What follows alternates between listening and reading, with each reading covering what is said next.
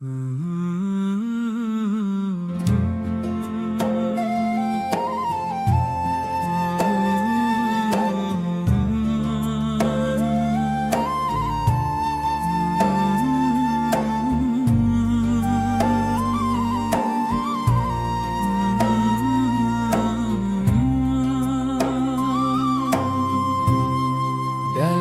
langkah penuh sederhana terpancar cahaya yang mulia.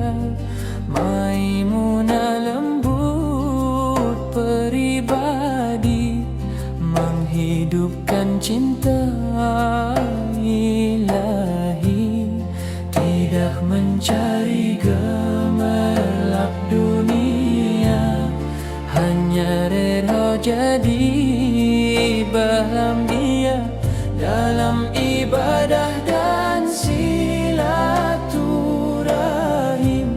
Hatinya tenang dan saling, di setiap tutur ada rahmat, di setiap langkah ada berkat, mengajar kami hidup berserah dalam cinta kepada Allah.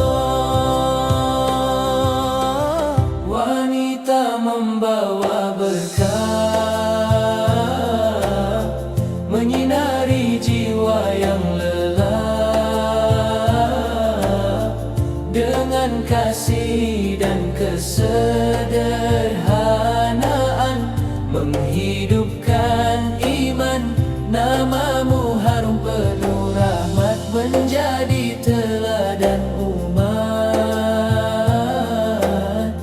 Ummul mukminin yang mulia, membimbing hati selamanya.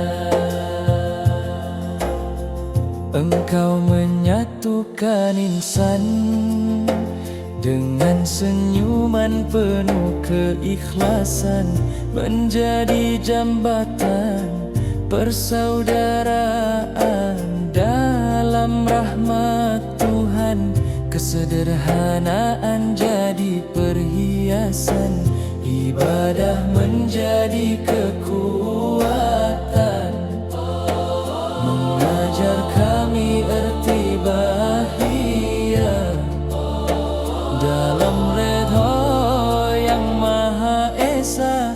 Jika hati dilanda resah, ingatlah jalan penuh berkah, bahawa ketenangan sejati lahir dari jiwa yang suci.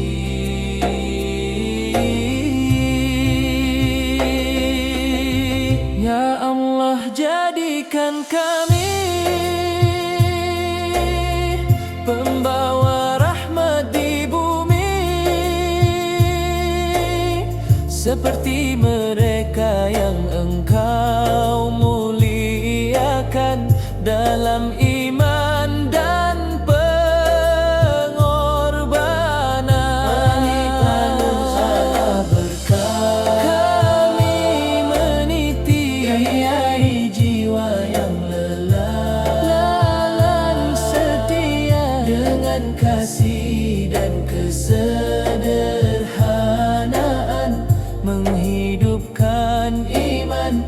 Namamu harum penuh rahmat, menjadi teladan umat. Ummul mukminin yang mulia, membimbing hati selamanya.